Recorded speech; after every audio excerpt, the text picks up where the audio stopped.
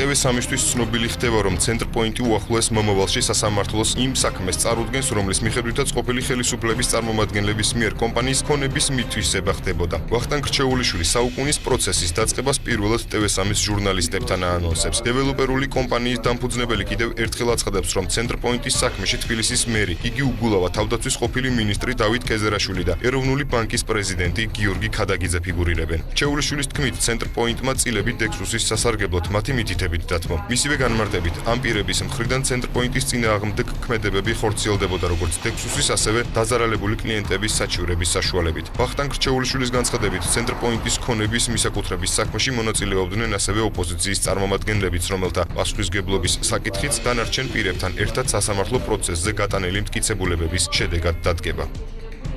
მე ვამბობ, იქნება საუკუნის პროცესაც ყველაფერი, ყველა წერტილი დაესწრება ყველა შეკითხვის ნიშანს. პირველი ჩვენი ფილმის დაქცევა დაიწყო, როდესაც ცნობილი ამბები იყო 2007 წლის დეკემბერში.